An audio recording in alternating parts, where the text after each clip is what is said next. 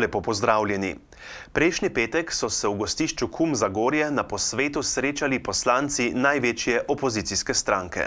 Ob prihodu in tudi na samem svetu stranke jih je pozdravil predsednik lokalnega odbora SDS Janez Vidmar. Po skoraj 3-urnem posvetu poslancev SDS smo s predsednikom stranke Janezom Janšo posneli ekskluzivni intervju, ki ste si ga lahko ogledali v ponedeljek zvečer in ki so ga povzeli vsi večji slovenski mediji. Posnetek intervjuja je tudi na YouTubeu ETV. Janez Janša je za našo televizijo komentiral proces Patria, slovensko sodstvo, zaplete okrog predlaganja odhajajoče predsednice vlade Alenke Bratušek za evropsko komisarko, volitve in o nastajajoči vladi Mira Cerarja povedal. Nekaj časa se daje stvari prikazovati z propagando drugačne kot so. Ne da se pa to zelo dolgo, če bi se to dalo večno in če bi propaganda lahko nadomestila ekonomijo ali pa uspešno ekonomijo, potem bi Sovjetska zveza še vedno obstajala in Severna Koreja bila najbolj razvita država na svetu. Žal to ne gre in zdaj Slovenci smo pred časom, ko bomo srečevali resnico. Jaz osebno si želim, da bi bil mandat katerekoli slovenske vlade čim bolj uspešen, ker od tega imamo koristi vsi. Se pa bojim, da že tole obotavljanje pri sestavljanju vlade pa ukvarjanje gospoda Cerarja z mojim mandatom, z enim mandatom enega poslanca, ne daje ravno dobrih obetov za to, da se bodo resno lotili problemov, ki obstajajo. In seveda, ključni problem v Sloveniji je, da država, administracija pač porabi bistveno več, kot Slovenci ustvarimo, da se zadolžujemo, da se to obdobje končuje, da je treba vsako leto vračati vse več tega, kar smo si sposodili v času Križaniča in Pahorja in tudi kasneje in Bratuškove. Ta je še pospešila to zadolževanje in da bo treba na neki točki resnici pogledati v oči. Kasneje bo prišlo do tega, večja bo cena, ki jo bomo plačali. Spregovoril je tudi o tako imenovanih novih obrazih, ki se pojavljajo na volitvah, ter o medijskih in drugih monopolih. Pa če pogledamo malce nazaj, vemo, kaj se potem s temi novimi obrazi zgodilo. Pa tudi, če pogledamo zdaj, kako se vlada sestavlja, vidimo že zdaj na samem začetku, koliko težav imajo novi obrazi. Zdaj to, kar ste dejali, je meni tak nazoren primer izkrivljenosti, nenormalnosti slovenskega političnega prostora. Česa takšnega ne boste našli v nobeni drugi državi. To je možno samo pri nas, ker je praktično 90% medijski monopol na nacionalnem nivoju in kjer se napram nekim resnim programom vedno postavi iluzija, oziroma zdaj že tretjič postavi neka iluzija, se pravi nekaj neoprejemljivega, nekaj, kar se še ni preizkusilo v praksi, nekaj, kar naj bi bilo vsem všeč. In poleg tega, da je pogoj za takšno manipulacijo medijski monopol, je drug pogoj za to, da se takšna navidezna alternativa oziroma iluzija vzpostavi čim bližje volitvam. Tako da ljudje sploh ne morejo spoznati, da stoji za volitvami za tako listo in zelo značilno za ta zadnji prijem manipulacije na volitvah 13. julija je bil v tem, da volivci sploh niso poznali kandidatov stranke Mira Cerarja. Bilo je zelo malo volilnih okrajev, ker so ljudje vedeli, kdo kandidira v tistem okraju in koga morajo konkretno obkrožiti. Vsi so videli samo eno figuro, ki so jo mediji predstavljali kot rešitelja. Ni bilo prvič, da se je to zgodilo. Leta 2012 so takšno figuro naredili iz gospoda Zorana Jankovića. Njegova stranka se na teh volitvah čez 3 leta pa sploh ni več uvrstila v parlament. Ena frakcija, ki je morala zato celo spremeniti ime, je prišla v parlament s 4 poslanci. In seveda zelo podobno usoda čaka tudi to instant stranko gospoda Mira Cerarja. Vendar pa, če v tem času ne bomo uspeli razgraditi teh monopolov, ki omogočajo takšno manipulacijo, bo na naslednjih volitvah neka druga fantomska stranka ali pa iluzija, ki jo bodo ustvarili nekaj tednov pred volitvami in veliko ljudi bo spet nasedalo, ker bo to pač zapakirano v embalažo, ki ti praktično ne more biti ki praktično da ti ne more biti všeč. Ne. Še pred posvetom poslanske skupine in poznejšim posvetom izvršilnega odbora in sveta stranke, ki se je za zaprtimi vrati zgodil v Delavskem domu Zagorje, smo pred našo kamero povabili še vodjo poslanske skupine SDS-a Jožeta Tanka, ki je za nas pokomentiral aktualno politično dogajanje. Najprej o kandidaturi Alenke Bratušek za evropsko komisarko. Kar zadeva pa ta škandalozen primer liste kandidatov za evropske komisarje iz Slovenije, pa mislim, da je potrebno reči, da se kaj takega ni zgodilo nikjer v Evropi, da bi vlada in koalicija, ki je trenutno še na oblasti in dobila tako malo glasov, tako na državno-zborskih kot evropskih volitvah, na obeh pa so bile zamikom dobrih 2 mesecev, da bi predlagala listo kandidatov, brez da bi se posvetovala s komerkoli, ki je dobil tako državno-zborske, predvsem pa evropske volitve. Mislim, da je to za neko ignoranco aktualne politike, tudi ignoranco rezultatov evropskih in državno-zborskih volitev, in očitno je, da je ta garnitura, ki je upravljala Slovenijo po vladi Janeza Janše, pravzaprav iskala samo osebne koristi in se je s Slovenijo, z usodo ljudi, z ukrepi za izboljšanje stanja strašno malo ukvarjala. Skratka, to je škandal tako za domačo kot politiko, ker ni bilo ukrepov, ni bilo rezultatov, in pa seveda tudi neko čudno, lahko rečemo kar balkansko sporočilo Evropi. No, še zadnje vprašanje. Pogosto vas vidimo pred Vrhovnim sodiščem ob 17. uri na znanem kraju, ob znani uri, na shodih. Kako mislite, da se bo, pa kdaj se bo ta zaplet okrog zaporne kazni vašega predsednika Janeza Janše nekako ta klopčič razvil? No, res je, to niso indični protesti, so dejanski, zato so tudi na znanem kraju, ob znanem času. Zdaj, to, kar se dogaja s procesom Janeza Janše in pa z odločanjem o njegovi pritožbi, je pravzaprav podoben škandal, kot je predlaganje evropske komisarke iz Slovenije, ali pa še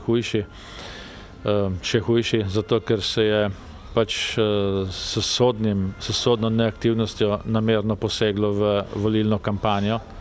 Na ta način se je suspendiralo največjo tedanjo stranko v državi in pa seveda njenega predsednika in je onemogočilo neko kvalitetno volilno kampanjo.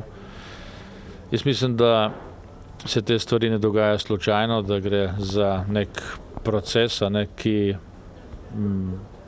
ima namen na nek način, da obglavi Slovensko demokratsko stranko in jo poskuša potisniti na rob političnega prostora. Zdaj, ta problem neodločanja sodstva se seli tudi v državni zbor, namesto da bi sodišče odločilo in dalo jasno sporočilo, ali je njihova odločitev dokončna in Janez Janša se sodba razveljavi ali pa ne. Se zdaj to seli v interpretacije v politični prostor in odločitev, če bo sprejeta, tako kot jo napovedujejo, bo zagotovo naredila velik problem. Tako za tiste, predvsem za tiste, ki bodo tam odločali, kajti prevelika verjetnost je, da bo odločitev pritožbenih organov na naslednjih stopnjah, to je na Ustavnem sodišču, Evropskem sodišču, drugačna od politične odločitve, in za tiste, ki dajo veliko na spoštovanje pravne države, na spoštovanje prava, predvsem pa na spoštovanje človekovih pravic, bo to zelo slabo sporočilo. In ne želim si, da bi to sporočilo šlo, da bi to samo še eno od sporočila, s katerim bi dali državljanom in drugim jasen signal, da se tisti, ki so na oblasti in obvladujejo slovensko politično sceno, da se požvižgajo na ustavo, na zakone in na vse tisto, kar je pač potrebno, da neka demokracija neka država normalno funkcionira. V soboto pa je potekala slovesnost ob 50-letnici prostovoljnega industrijskega gasilskega društva ETI Izlake, kjer so prevzeli tudi gasilsko vozilo za prevoz moštva in orodno prikolico. Zaradi dežja je prireditev potekala v jedilnici podjetja ETI Izlake. Zbrane gasilce in visoke občinske goste je nagovoril predsednik uprave ETI Izlake Tomaž Berginc. Poudaril je, da je 50 let doba, ki predstavlja delo in zavezo več generacij.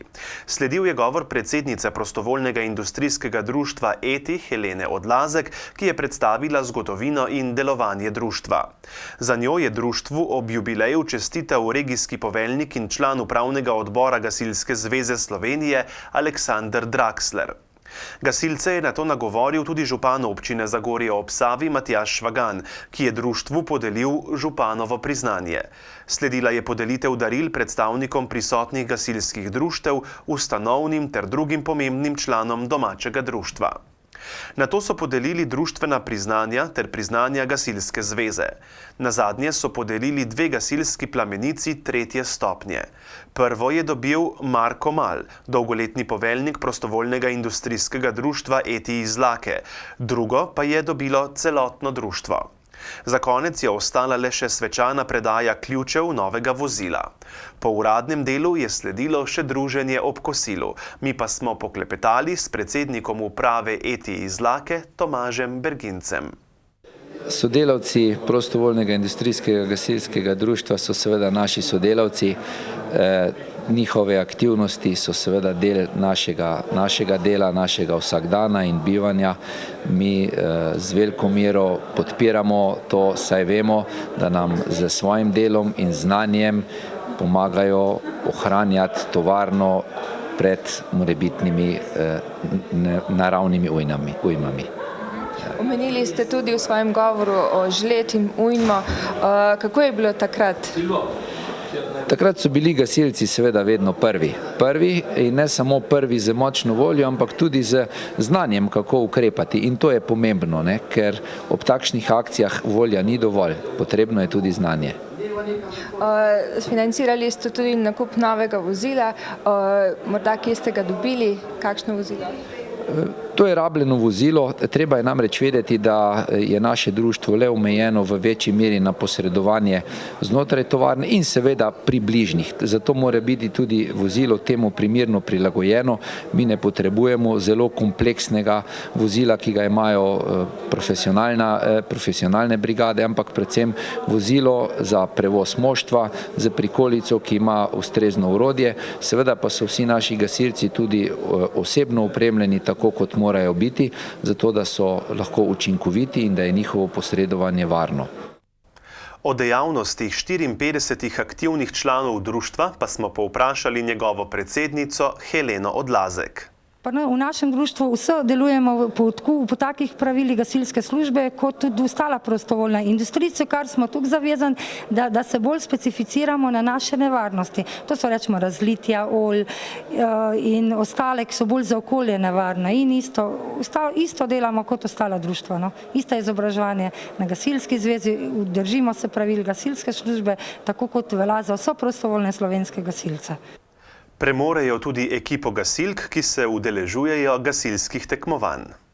Ja, lejte, ženska tekmovalna desetina deluje že nekako 2 leta 4 in ponavadi udeležujemo se bolj tekmovanj, kjer so na območju Gasilske zveze Zagorje ali pa regije. Kaj več tako je, mi vse smo gasilke pa vadimo, ampak niti ne, da bi zdaj toliko profesionalne, bolj iz službenih namenov, pa še malo prostovoljno, ker tako vemo, da ženske si malo težji čas vzamemo kot moški. Zato pa, kdaj pa je čas za vaje? Ja, zaenkrat se nam nekako še da tako v enih konc službe, da imamo vajo in da se nekako med prvo in drugo izmeno vmes, da najdemo čas. In kaj si želite za naprej, za nadaljnjih 50 let? Ja, še tako uspešno, kot da se da in da bi res, kot je bilo rečeno, pa lepe pohvale, da bi vodstvo dajalo podporo in da se res zaveda, da tiste prve 2 minute, ki smo tle na mestu, so pomembne za gašenje in reševanje. Za kulturni program so na prireditvi poskrbeli člani mešanega pevskega zbora izpod Svete Gore. Igor Banfi, Jasna Kozar, Agata Pavlovec, Nina Popovič, Vesna Lenič-Kreže, Miodrag Jovič, Benjamin Kreže in Elena Zigmund so mednarodna druščina slikarjev, ki je letos sodelovala na 23. slikarski koloniji Art Cum.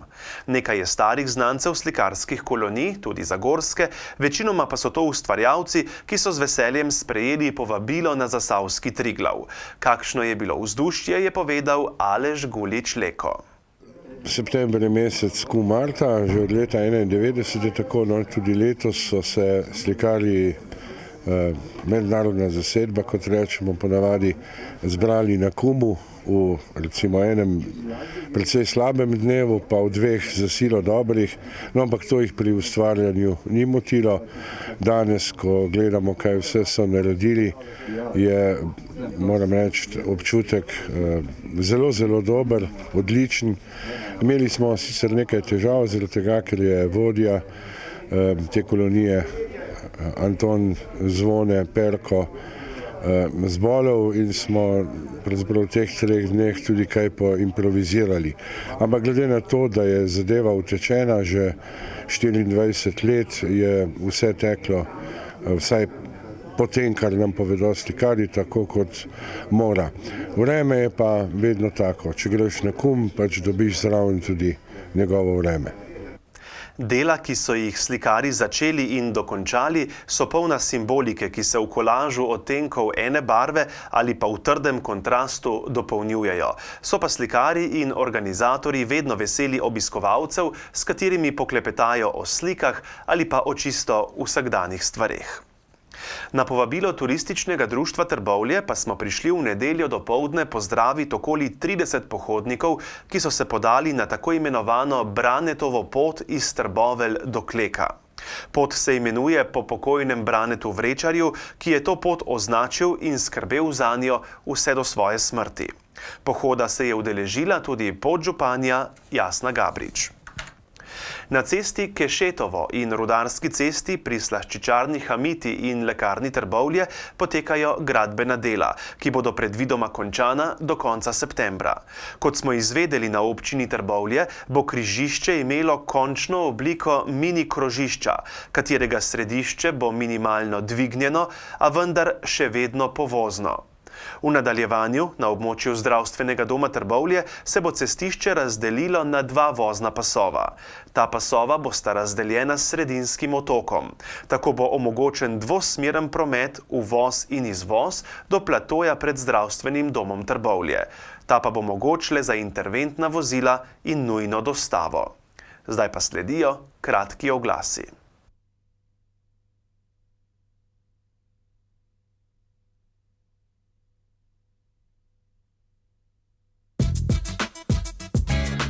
Tudi v tem tednu vam ponujamo nekaj izdelkov po zelo ugodnih akcijskih cenah. Vabimo vas v EVE Center. To je mesto, kjer dobite vse, kjer dobite vse, kjer dobite vse, kjer dobite vse. Zaključna dela v gradbeništvu, krovsko-kleparska dela, prenova kopalnic, čiščenje odtokov, proizvodnja energetsko varčnih PVC oken in vrat. Vse to in še več v podjetju Ahac. Pokličite 03 56 30 295.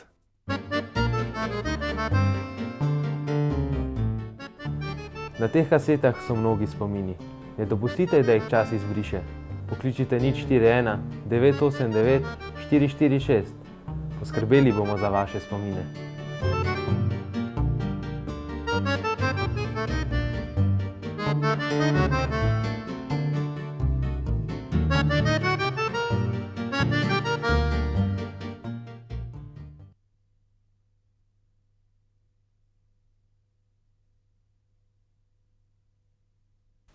Društvo Tandem iz Zagorja, ki se zavzema za enake možnosti in celostni razvoj, je z začetkom septembra organiziralo akcijo zbiranja odpadnih pločevink.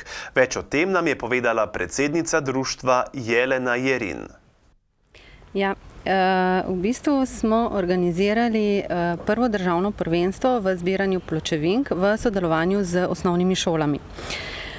In sicer šola, ki bo zbrala največ pločevink na posameznega učenca, bo prejela glavno nagrado, in sicer športni poligon podjetja FXDOO v vrednosti 1500 evrov. Prav tako bo pa prejela tudi prehodni pokal. Mi smo namreč optimisti in upamo, da bo ta akcija postala tudi tradicionalna. Mogoče še to, da je častni pokrovitelj tekmovanja je predsednik republike, gospod Borut Pahor. Kdo pa je še podpornik oziroma kdo vas je podprl pri tej akciji? Ambasadorji, ki podpirajo to akcijo Jaz, ti, mi za Slovenijo, so znani Slovenci in Slovenke, med drugim nogometaš Mišo Brečko, pevec Matic Jere, igralka Tanja Ribič je pa posnela v ta namen tudi izjavo, ki jo lahko vidite na YouTubu. Izvedbo projekta Jaz, ti, mi za Slovenijo pa so podprle tudi vse 3 občine, zasavski podjetniki in pa nekateri posamezniki. Mislim, da je tukaj prav, da na tem mestu izpostavim tudi župana občine Zagorje, gospoda Matjaža Švagana, ki je takoj prepoznal širši pomen te akcije in jo kot prvi tudi podprl. Par besed nam je povedala še o akciji Minka Pločevinka. Akcijo Jaz, ti, mi za Slovenijo spremlja posebna zgodbica o Minki Pločevinki, katere avtor je gospod Uroš Drnovšek iz osnovne šole Toneta Okrogarja. Gre za poučno zgodbico o življenju neke pločevinke, ki jo je deklica Nina poimenovala Minka. Celotno zgodbico si lahko preberete tudi na spletni strani medijskega pokrovitelja www.bogatstvozdravja.si. Sicer pa iščemo novo podobo Minke Pločevinke in pa ilustracije iz same zgodbe. Zato prosimo otroke, da se nam pridružijo in da nam pošljejo čim več svojih risbic, najboljše bomo tudi nagradili. Osnovne šole pa lahko sodelujejo tudi na natečaju za najbolj izvirno podobo Minke Pločevinke, izdelane iz odpadnega materiala. Poudarjam, da v tem primeru ne je iz pločevink. Zmagovalna Minka Pločevinka bo pa prejela darilni bon, ki ga podarja podjetje Lidl v vrednosti 300 evrov. Jaz mislim, da je to kar precejšnja motivacija, da se nam šole tudi pri tem projektu pridružijo. Akcijo pa lahko podprete tudi prek SMS sporočil. Poleg osnovnošolcev lahko sodelujejo tudi posamezniki pri tej akciji, in sicer tako, da preko SMS donacij na številko 1919 in s ključno besedo Inkubator 1 darujejo 1 evro za nakup inkubatorja za splošno bolnišnico Trbovlje. Vsa sredstva zbrana tudi iz naslova odkupljenih pločevink, ki jih zbirajo osnovnošolci, se bodo zbirala na posebnem računu Rdečega križa, od koder bodo nakazana za ta nakup inkubatorja. Trenutno pa poteka na spletnem portalu RTV Slovenija tudi dražba nogometnega dresa s podpisi nogometašev, ki nam ga je podarila Nogometna zveza Slovenije. Izklicna cena je pa 100 evrov. Akcija zbiranja pločevink bo potekala do konca septembra. Z SMS donacijami pa lahko sodelujete do 15. oktobra.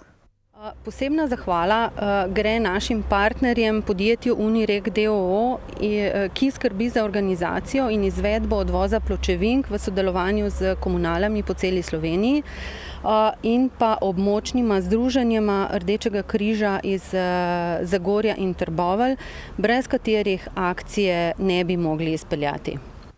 Več o društvu Tandem, njihovi reviji Bogatstvo zdravja in preostalem delovanju bomo poročali v eni naših prihodnjih oddaj. Tudi letos pa je društvo Želodki v soboto pripravilo Želodkov festival na Dolu pri Hrastniku, že 3. po vrsti. Več o tem pa predsednik društva Jani Medvešek. Ta festival je že 3. leto, letos nam je malce ponagajalo vreme. ampak vseeno smo izpeljali zadevo korektno, veliko ljudi je prišlo, še vedno so tukaj na prizorišču, tudi plezalno steno imamo, tudi policiste s konji in s psi, torej take stvari, ki spadajo bolj zunaj. Vreme nam je toliko naklonjeno, da smo do določene mere lahko te stvari izpeljali. Seveda smo pa glavnino dogajanja, glavni oder, vse nastopajoče in večino delavnic spravili v dvorano pod streho, tako da mislim, da kljub slabemu vremenu lahko rečem, da je festival precej uspel, no? Nastopila sta Pika Nogavička in Jaka Klovn, potekale so glasbene in lutkovne predstave, različne delavnice, ustvarjalnice, poslikave obraza, oblikovanje pričesk, risanje na steklo, srečelov, skakanje po blazini, plezanje po steni, preizkušanje cirkuških rekvizitov, okušanje čebelarskih izdelkov in še veliko drugih zanimivosti. Program je zelo bogat, imamo več kot 20 različnih delavnic, več kot 10 nastopajočih, potem je tukaj še veliko spremljevalnega programa. V celem pogonu deluje tudi kakih 50 do 60 prostovoljcev, ker to je zdaj preraslo že v kar veliko prireditev. Sicer pa si vsako leto prizadevamo, da še kaj dodamo, da je vedno še kaj novega in da obiskovalci vedno z nasmehom na obrazu odhajajo domov. Ob 17. uri pa se je zgodil še svečani dogodek. Na pobudo Mladinskega centra Hrastnik ter občanov in občank je župan Miran Jerič sprejel sklep, da se občina Hrastnik vključi v UNICEF-ovo mrežo otrokom prijaznih mest. Pogodba o sodelovanju je bila podpisana ravno na prizorišču Želodkovega festivala. Svečanega dogodka se je udeležil direktor UNICEF-a Slovenije Tomaž Bergoč. Kaj občini Hrastnik pomeni ta naziv, pa hrastniški župan Miran Jerič. Veliko na nek način nam pomeni priznanje za opravljeno delo. Mislim, da smo vseh teh letih v občini Hrastnik poskušali veliko postoriti tako za otroke kot seveda za mlade. Z različnimi ukrepi in aktivnosti smo izboljšali položaj otrok in mladih v naši občini in seveda je tudi velika zaveza in odgovornost, da še izboljšamo položaj na tem področju.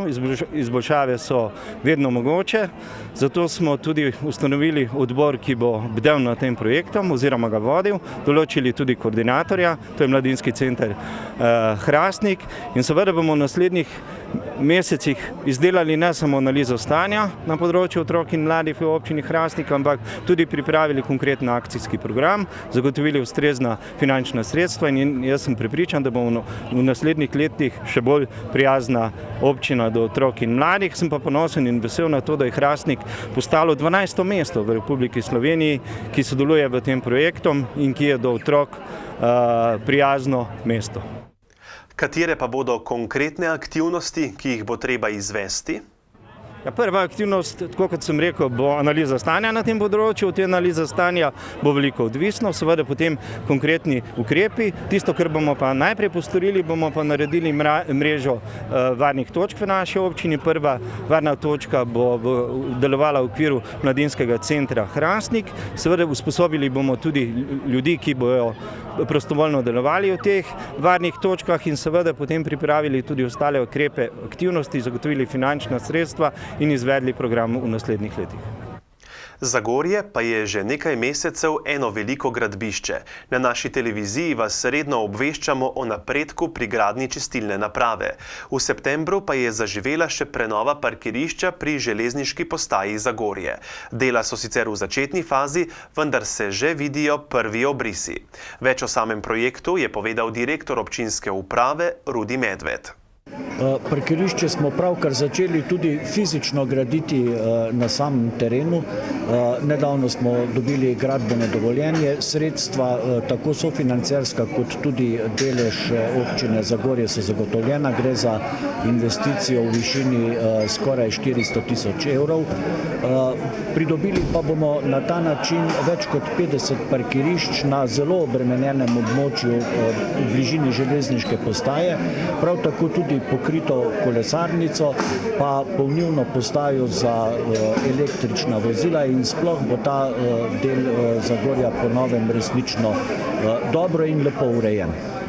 Kolikšen delež sredstev bo prispevala občina? Občina Zagorje bo prispevala načelno sicer 15%, vendar ker je treba tu prišteti še davek na dodano vrednost, ki je prav tako strošek občine, bo vsega skupaj tam nekaj čez 20%, kar je pa seveda še vedno relativno zelo ugoden projekt glede na znaten delež sofinanciranja države in Evropske unije. Odkje pa bo polnilna postaja za polnjenje akumulatorjev električnih vozil dobivala elektriko? Ja, elektrika je popolnoma normalna, vsaj elektrika na tem območju je, vsa infrastruktura na tem območju bo postavljena in prav tako tudi polnilna postaja za električne avtomobile, saj bo vsa druga infrastruktura tudi potrebovala elektriko. Zanima me, če ste naredili že kakšne projekcije, kako bo potem videti se prav promet na tem območju? Mislite, seveda, mi smo prepričani, da bo vsaj deloma potem mirujoči promet na tem območju bistveno bolj urejen, kot je sedaj, ko se parkira, rekel, kakor kdo zmore ali pa kakor kdo prihiti na železniško postajo in pusti avto ter hiti na vlak. Vsaj v tem delu bo parkiranje znatno bolje urejeno.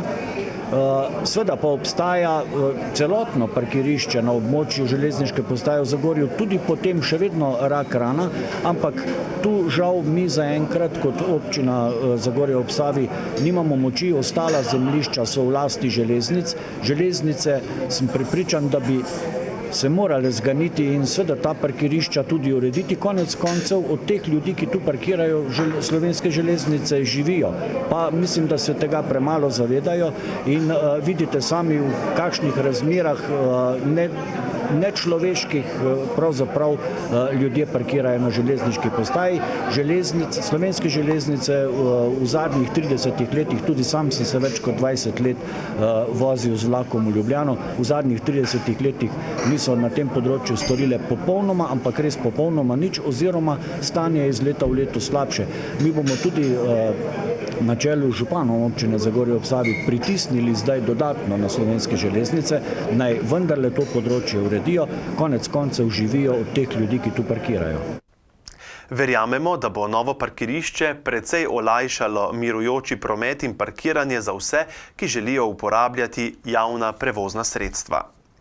V ponedeljek pa je bila 25. redna seja Zagorskega občinskega sveta. Ob koncu mandata je svetnik Nove Slovenije Andrej Dolšina za dolgoletno delo v občinskem svetu iz županovih rok prejel sliko Zagorja iz leta 1936, ki si jo je že dolgo želel. Dolšina je med drugim znan po tem, da je uspel s pobudo, da se seje občinskega sveta začnejo z minutami za kulturo, ki jih sooblikuje kot recitator. Tokrat je z 2 točkama nastopila Zagorska glasbena šola. Na sami seji je bil sprejet prvi rebalans proračuna za leto 2014.